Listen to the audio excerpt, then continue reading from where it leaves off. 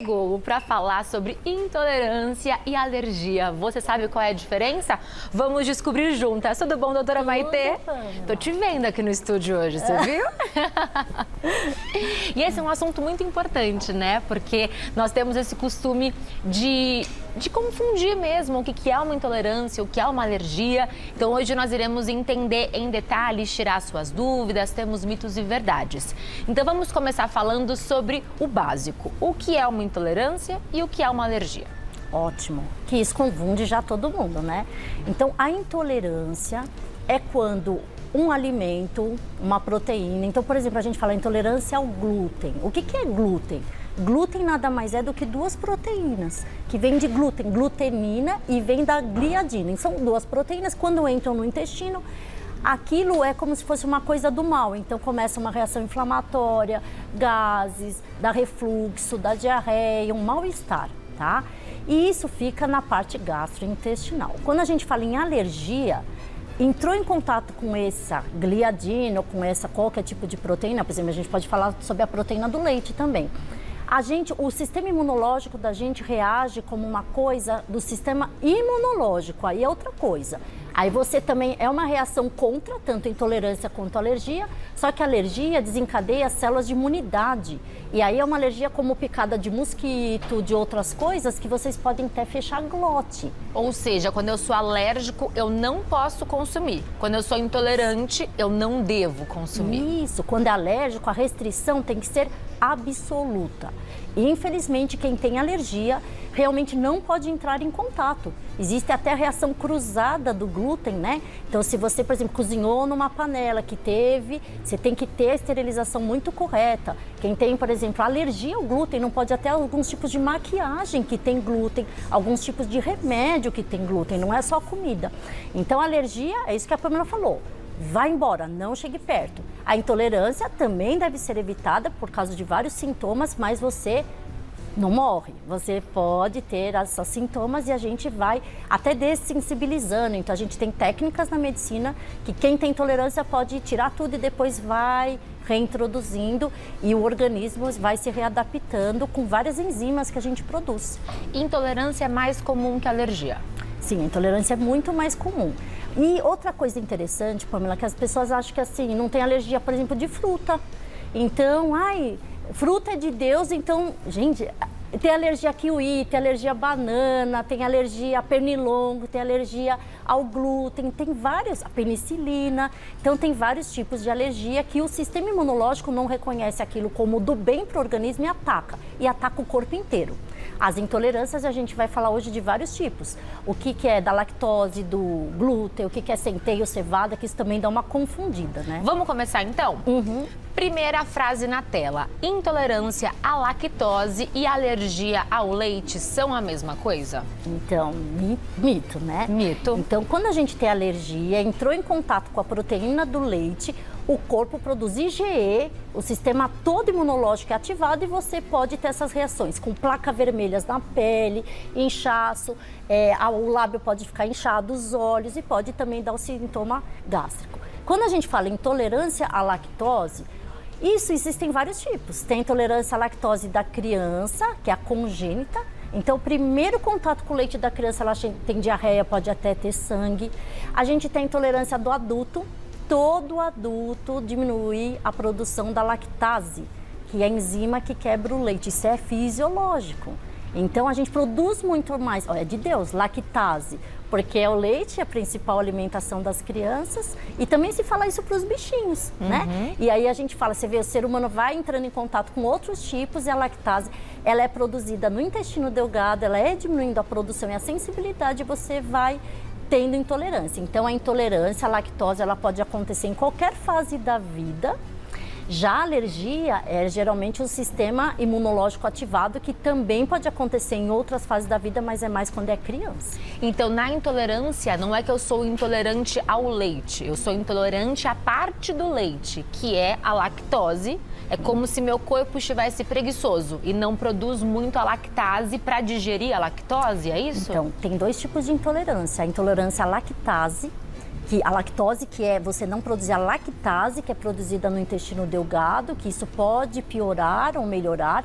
Então, por exemplo, você faz uma dieta cetogênica, que você tira totalmente, você para de produzir. Então, quando você reintroduz, aquilo parece que deu uma intolerância maior, né?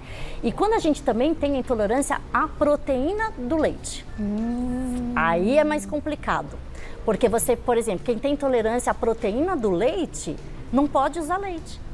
E quem tem só intolerância à lactose, pode usar leite sem lactose. Ou pode também tomar enzima. Ou tomar enzima, que você toma um pouquinho antes daquela refeição. Então, olha só que interessante, uma coisa é da proteína, uma coisa é complexo. Aí você fala, como é que eu vou saber Como isso? que descobre? Os sintomas são parecidos, então só através dos exames de sangue que a gente reconhece e a gente especifica isso. Os sintomas são parecidos, barriga incha, refluxo, dá muitos gases, a pessoa vai rápido no banheiro, então consome o alimento, vai rapidinho, colite que a gente chama, né? Então são distúrbios que são parecidos, você não consegue identificar. Todas as pessoas com intolerância à lactose precisam fazer suplementação de cálcio? Mito ou verdade? Então, mito e algumas pessoas verdade. Vai depender do que você consumir. Então, quando você tem intolerância à lactose, você não pode usar o leite e os derivados, né? E aí você tem que usar outras fontes que tenham cálcio. Gergelim, uma colher de gergelim equivale ao cálcio de um copo de leite. Uma colher de gergelim? E é Nunca muito legal. imaginei. É bom triturar no liquidificador e aí você coloca na saladinha ou em outras refeições. Ostra também tem cálcio, eu sei que é difícil, mas seria uma opção. Verduras escuras tem bastante teor de cálcio. Feijão tem cálcio, lentilha, grão de bico. Então, se a pessoa não consegue a quantidade razoável, aí ela tem que fazer uso de comprimidos que a gente tem de cálcio. A gente tem cálcio mastigável, a gente tem cálcio de engolir. Cálcio injetável só é para doenças como problemas da paratireoide. Então, nunca pode se ficar injetando cálcio, porque cálcio em excesso na veia pode dar arritmia cardíaca. Então, cada caso é um caso. Cada caso é um caso. E às vezes você não usa o leite ou derivados, mas você pode, como eu falei, usar as verduras escuras, usar os grãos e usar o gergelim. É possível apresentar intolerância à lactose em qualquer fase da vida? É verdade, parece estranho, né? A gente acha que nasce com isso. Então existe a congênita, então o bebezinho entrou em contato, tem que tirar totalmente, porque imagina uma intolerância num bebezinho. A mucosa intestinal fica toda inflamada e qualquer tipo de vitaminas ou de alimentos que você introduza para essa criança não vai ser absorvido. Se o intestino é o filtro de tudo e está inflamado, aí ele não vai absorver o ferro, o zinco, o selênio, as proteínas, dá baixo crescimento, dá perda de imunidade. E em pessoas com mais idade, até, por exemplo, uma osteoporose grave. Então é uma coisa que a gente não precisa ficar pensando só, eu lido bem com os gases, tudo bem, para mim não importa. Isso é uma questão da toda a imunidade, toda a absorção de vitaminas, inclusive da longevidade da gente, né? Então existe de criança, existe a intolerância à lactose, como eu falei, do adulto, que todo mundo produz muito mais lactase nos primeiros 6 meses de vida, até os 2 anos é um pico e isso vai caindo. E vai depender de inflamações. Se uma pessoa tem várias infecções intestinais, não se alimenta bem, o intestino delgado não vai ficando tão bom e ele não produz a enzima, tá? E existe a intolerância à lactose secundária, que é secundário a doenças. Então, a gente tem doença autoimune, por exemplo, síndrome de Crohn, retocolite ulcerativa. Tem vários tipos de doença que vão pegar toda a mucosa intestinal. Aí você tratando essa doença, você recupera todas as células do intestino e aí você volta a produzir a lactase. Então, existem intolerâncias à lactose transitórias. Ai, que maravilhoso. Então, algumas têm cura, não todas. Por exemplo, paciente que usa antibiótico por outro motivo, sinusite. Já perceberam que muitas pessoas com antibiótico têm até diarreia? Você mexe com toda a microbiota, a tua flora intestinal. E aí você pode, nesses momentos, ter uma intolerância à lactose transitória. Então, olha que legal, tem a da criança, do adulto e as secundárias a doenças. Doença celíaca e intolerância ao glúten são a mesma coisa? Isso é uma coisa que a gente precisa realmente diferenciar. O glúten, como eu falei, é a proteína, que é a gliadina, a glutenina que existe no centeio, na cevada e no trigo. Quem tem doença celíaca? Doença celíaca é uma doença autoimune. Quer dizer, o próprio corpo produz células que agridem. Então, você comeu um pão, por exemplo. Aí, o teu corpo vai entender aquilo que não é bom, você vai produzir anticorpos. Esses anticorpos atacam o intestino e atacam todo o corpo. Seria então a alergia. A doença celíaca seria a alergia? Não. Ah, então vamos Mas continuar. sintomas parecidos, Tá. porque a alergia, você dá aquele rubor, aquela vermelhidão, ataca, e aí cessa. A doença celíaca, como por exemplo, psoríase, lúpus, a tireoidite de Hashimoto. Por quê? Diabetes tipo 1, porque produz anticorpos contra o órgão. Agora, toda doença que tem anticorpos envolvidos, ela mexe com o sistema. Então, por exemplo, a gente tem muita queda de cabelo, você vai investigar, é a doença celíaca. Aí você fala, o que tem a ver o cabelo com o glúten? É porque esses anticorpos atacaram até o piloro. Você tem meninas que não engravidam com infertilidade por causa da doença celíaca. Aí você fala, o que tem a ver não engravidar com glúten? Porque esses anticorpos foram no ovário e fizeram uma oferite autoimune. Olha que maluco. Então, a doença celíaca, ela tem que ser tratada porque sistemicamente você vai alterar outros órgãos e até desencadear outras doenças autoimunes, né? Isso não é que vai acontecer, pode acontecer. E quando a gente tem a intolerância ao glúten não celíaca, você tem uma intolerância a essa proteína, mas ela fica só no intestino. Então, dá borbulho, gases, não digere direito, mas você não absorve as vitaminas. Ela não vai lá no fio do cabelo, ela não vai alterar o ovário, ela não vai alterar outras doenças autoimunes. E eu descubro como? Qual é o meu tipo? Ótima pergunta. Quem é celíaco tem alguns anticorpos positivos no exame de sangue, então é fácil de detectar. A gente tem anticorpo antigliadina, transglutaminase e endomísio positivos. Parece uns nomes estranhos, mas fácil. E tem até um teste genético, porque é genético. Então a gente tem o HLD-DQ2 e 8 positivo, não é 100% que vai vir positivo, a sensibilidade não é 100%, mas a gente pesquisa. Veio positivo, isso a gente sabe que é celíaco. Não veio, para fechar o diagnóstico a gente faz uma endoscopia e colonoscopia às vezes. A gente faz uma biópsia da parte do intestino comendo glúten que está inflamada e a gente vê microvilosidades achatadas. Então a gente tem o exame com anatomopatologia e os exames de sangue e os exames genéticos que vão possibilitar o diagnóstico final. A intolerância ao glúten geralmente se manifesta na infância? Depende também. As doenças autoimunes, elas podem desenvolver em qualquer idade da vida. Então, por exemplo, psoríase. Ela pode desencadear com 8 aninhos de idade, com 20. Aí você fala, mas por quê? Porque depende da imunidade. Se passou um nervoso muito grande, um estresse, se teve alguma outra doença que desencadeou. E tem coisas na medicina que a gente não sabe a resposta. Você fala assim, então todo mundo que é nervoso vai ter doença autoimune. Porque não fala, é o estresse? Sim, fala que é o estresse. Não, tem gente que é super nervosa, que tem até vários distúrbios psiquiátricos, que não se autocontrolam e não tem. E tem gente que tá lá quietinha, e nada. Então você fala assim, tem coisas que a gente ainda não sabe. O estresse não é só de nervoso, é não dormir às vezes direito. São coisas que a gente passa na vida que mexe com a cabeça, que você não sai para fora. Então por isso que a gente fala, ter qualidade de vida.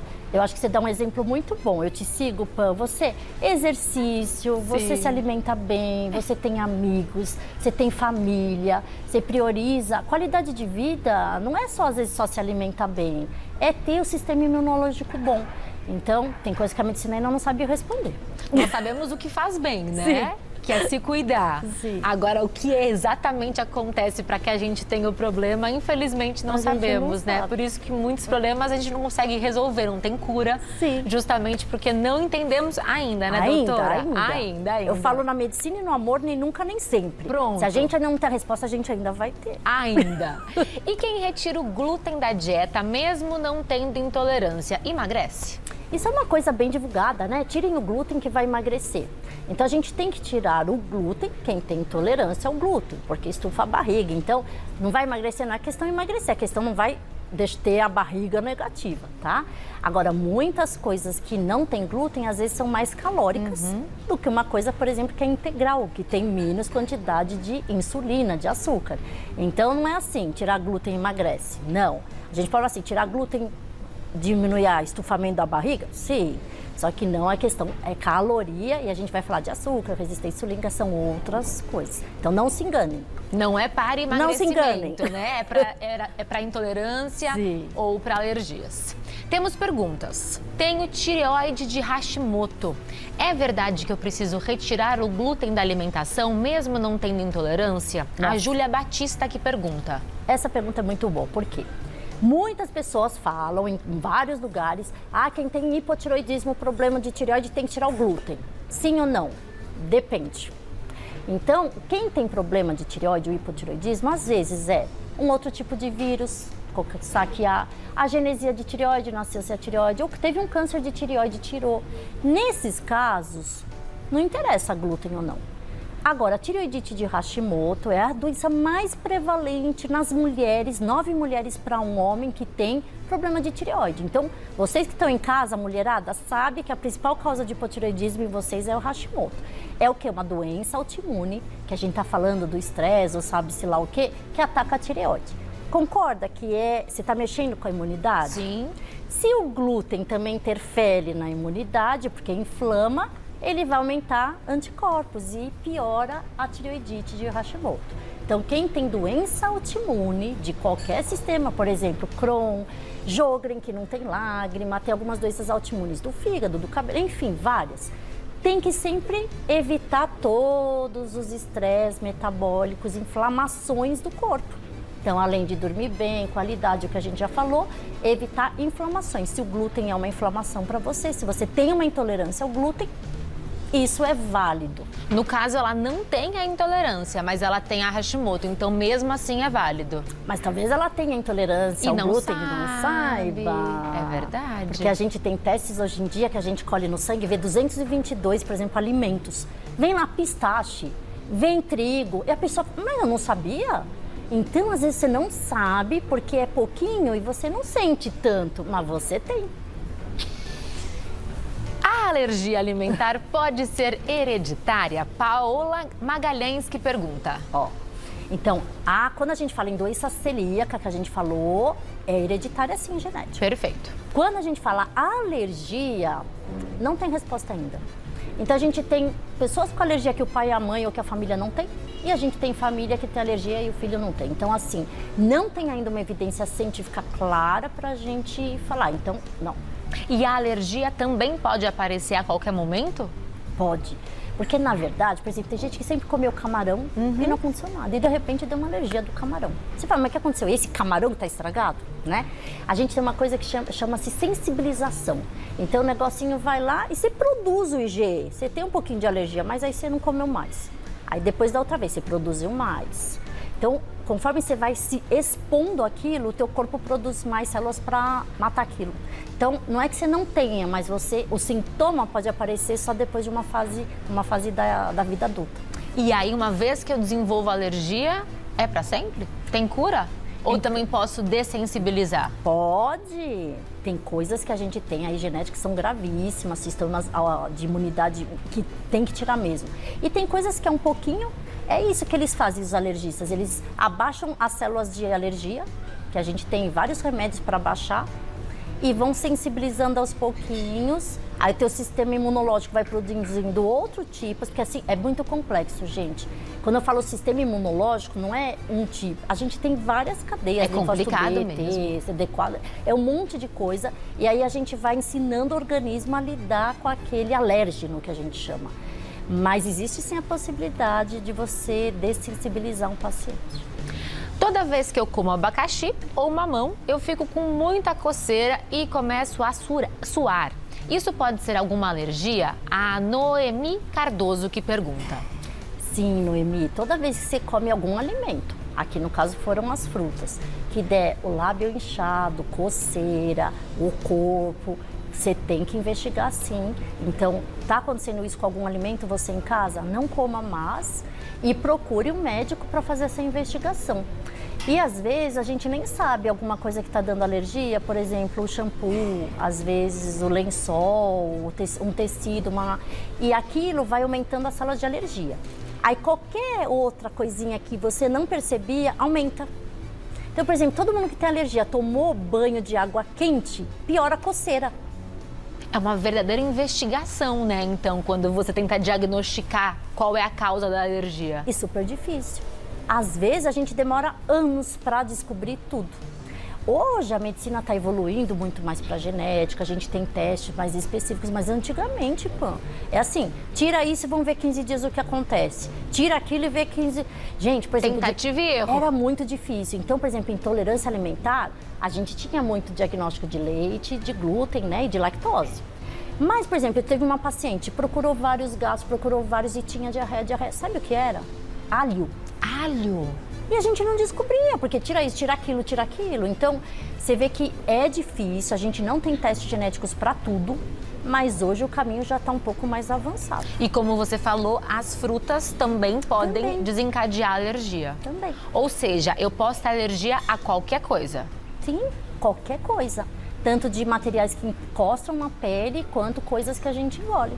E, por exemplo, uma criança que tem rinite, sinusite, vocês sabem que também tem essas... Aí, se ela tem alergia com algum alimento, piora a rinite e sinusite, que é o que eu falei. Você é um alérgeno, uma coisa estranha, o corpo produz muitas células de imunidade e acaba atacando tudo. Tá tudo interligado. Tudo interligado. Temos mais uma pergunta. É possível ter doença celíaca e não apresentar nenhum sintoma característico? Pergunta da Ingrid Pérez. Ó, Ingrid, você sabe que as pessoas acabam convivendo com alguns sintomas e acham que é normal. Eu já peguei paciente com 70 anos de idade que foi no consultório por causa de uma osteoporose, né? E aí você vai investigar o cálcio, você vê as células que produzem, as osteoblastos, e aí você acaba investigando. Pessoas geralmente muito magras, que comem, são magras, ou que têm imunidade baixa, toda hora com resfriado, ou com uma anemia crônica. Por exemplo, tem meninas que vão queda de cabelo, você vê o ferro é baixo. Mas, doutor, eu como carne, eu como verdura escura, eu não tenho uma metrorragia, um sangramento muito ativo. E de onde vem essa? Eu sempre tive anemia. Muitas vezes pode ser uma doença celíaca. Então, pessoas que comem e não absorvem as vitaminas, que têm queda de cabelo, que têm osteoporose grave, que vão no consultório para ganhar massa magra. Doutora, eu faço academia, tomo whey protein, tudo e não ganho músculo. Aí você vai, mas como? Às vezes, o que é uma doença celíaca? É uma inflamação crônica que não absorve outras vitaminas. Só que a pessoa não gosta muito de glúten, ou come pouco e não tem tanto gás, diarreia. Ela vai levando a vida. Ela, tá bom, faço um pouco mal. Comi, tenho diarreia? Normal, né? E não dá bola. Então, olha só, doença celíaca, sempre atento. Você que tem uma perda de absorção, não tem cálcio baixo, zinco, ferro, tem queda de cabelo, cansaço crônico, fadiga crônica, não ganha massa magra. Então, são características que a gente também tem que investigar. Mais uma pergunta. Estou virando vegana e não tenho consumido nada de origem animal. É possível desenvolver uma intolerância à lactose por não consumir mais produtos lácteos? Lourdes Montes, que pergunta. Então, isso, você sabe que acontece não só, né, quem vira vegano, mas quem faz essas dietas restritivas. Dieta low carb, a gente acaba tirando tudo que tem leite. E lactose acaba tendo açúcar. 8% do leite é açúcar, então a gente tira. E aí o que acontece? Você tirou o contato. Aí, como eu falei, o intestino delgado é que produz a lactase. Só que se você não está entrando em contato, o teu intestino para de produzir pouco. Fica preguiçoso. Fica quieto. Aí parou a dieta ou deixou de ser vegano, vai lá e, nossa, mas aquilo dá uma diarreia na hora. Mas aí você vai tomando, vai começando a produzir de novo e vai sensibilizando, tipo. Então, não é que dá intolerância, é que você deixou de produzir, mas se você não tiver nenhum defeito de fábrica aí dentro do intestino, isso voltará a ser feito. Tem que ser feito aos poucos, né? Então, essa introdução. Estava aqui observando nossa mesa, vi que temos os leites, iogurtes, né? Os pães, para ilustrar a questão do glúten, dos celíacos. Mas por que temos aqui estes produtos mais perto de mim? Estes aqui, ó. Tá. Isso é para a gente diferenciar quando a pessoa tem alergia, né? Então, você vê, tem um comprimido lá. Sim. É que tem alguns comprimidos, até comprimido de B12, que a gente tem que dar para o celíaco, que ele não absorve a B12, às vezes ele tem que estar intramuscular e não comprimido. Porque quem tem alergia ao glúten não poderia é? Toma, olha que Então coisa. é muito importante saber ler rótulo, né? Sim. E entender o que procura. Porque há palavras também, não é que... Justo, enganam. Isso. Pela Vigilância Sanitária, Anvisa, desde 2015, tem que ter menos de 20 ppm. O que é essa palavra? Porções por milhão. Então, no rótulo tem que ter. Mas o glúten, centeio, cevada, tudo isso é palavrinha do glúten, tá? Então, a gente tem que ficar ligado e essa número é que a gente não tem tanta especificação. Você tem que ver depois, às vezes, no rótulo. Mas tomar cuidado com o que você está falando. Às vezes é diminuição do glúten, menos glúten. Não é que não tem glúten, então tome cuidado. Quem é alérgico é 0. Quem é intolerante pode consumir uma quantidade menor. E tem coisas que a gente não sabe, por exemplo, o shoyu, comida japonesa. O shoyu tem glúten. O shoyu tem. E a gente associa muito com pão, massa. Sim, sim. Então é fácil associar com bolo, com pão, padaria. Tudo que tem na padaria tem glúten. E cerveja é outra coisa que tem gente que não sabe. Cevada? E aí, toma uma cerveja e fica a barriga estufada. Aí dei gases. Às vezes é uma intolerância. Agora existe cerveja sem glúten, o diretor tá falando. Tem 0 e 100. Então, a gente, assim, baixa caloria. Eu não posso falar marca aqui, né? Não, infelizmente. Mas acho que vocês sabem qual é. Mas é 0 de glúten, então pode. Só que, por exemplo, você pode ter intolerância a centeio, a cevada, e eu falei o trigo. Às vezes você tem... Eu, por exemplo, tenho intolerância à cevada. Então, se você tem um tipo de produção de cerveja sem cevada, daria certo. Por isso que é importante hoje em dia você fazer essa classificação porque você vai conseguir escolher melhor a tua alimentação. Vai engordar com menos facilidade. Você sabia que a obesidade vem 10 a 30% da microbiota intestinal?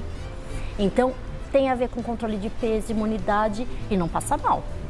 Então vale a pena fazer esse estudo e entender o que você tem mais sensibilidade ou menos, o que você pode ou não pode comer para fazer uma alimentação que te atenda melhor. Com certeza.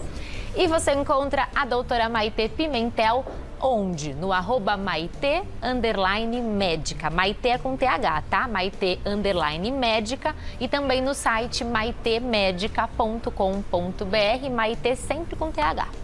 Obrigada, doutora. É sempre uma aula te receber, obrigada. Viu? Muito bom, um assunto importantíssimo. Feliz um beijo ano pra novo, você. Pê. Feliz ano novo, muita saúde pra gente. Obrigada.